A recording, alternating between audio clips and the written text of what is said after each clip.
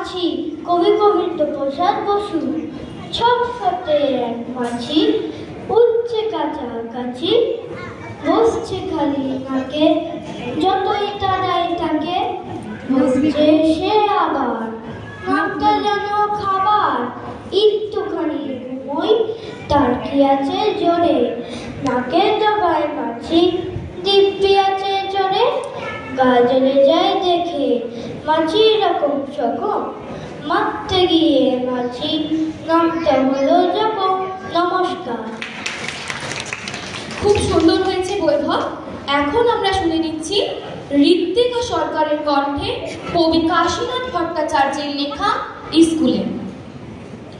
নমস্কার। স্কুলে কবি কাশীনাথ ভট্টাচার্য। আমি আর বুলবুল লজ্জায় স্কুল, স্কুলে করি কি লিখি পড়িয়ে বিসি, আর বলি অ আ, মুখে বলি ছড়া। হয়ে আছে ছবি, ছবি আঁকে রবি, রবি ভালো ছেলে পরে মন ঢেলে। নমস্কার। খুব সুন্দর হয়েছে ঋত্বিকা। এখন আমরা শুনে নিচ্ছি মোহিত বর্মনের কণ্ঠে কবি হরেন ঘটকের লেখা বর এসেছে। বর এসেছে কবি হরেন ঘটক। বর এসেছে, বর এসেছে, বানু চিনবে টাকা দিয়ে বরকে তোরা বরণ করে রে। বরকে রে তো অবাক হবে, রাজার ছেলে হবেই হবে।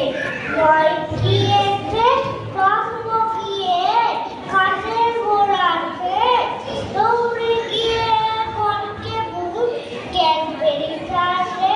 নমস্কার। নমস্কার। সবাই ছোট্ট কবি সুনীল গঙ্গোপাধ্যায়। বাবা নাকি ছোট্ট ছিলেন, মা ছিলেন এক রুটি। ঠাম্মি দাদু বলেন এসব মিথ্যে নয় সত্যি। বাবা ছিলেন আমার সমান, দুয়ার সমান মা। বাবা চড়তেন কাঠের ঘোড়া, মা দিতেন আমার। নমস্কার। লেখা ইচ্ছে। ইচ্ছে কবি সাধন করে। মায়ের ইচ্ছে ইঞ্জিনিয়ার, বাবার ইচ্ছে ডাক্তারি, দাদুর ইচ্ছে উকিল হবো, জেঠুর ইচ্ছে মাস্টারি।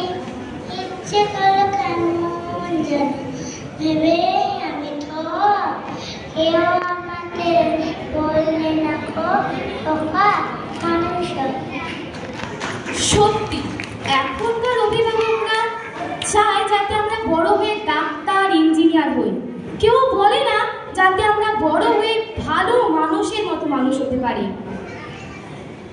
এখন আমরা বড়দের একক আবৃত্তিতে চলে যাচ্ছি। প্রিয়াঙ্কা সান্যাল, দেবাশিস কুণ্ডু ও নিঝুম প্রসাদ গুপ্ত, তোমরা চলে এসো মঞ্চের পাশে। প্রিয়াঙ্কা সান্যাল, দেবাশিস কুণ্ডু ও নিঝুম প্রসাদ গুপ্ত।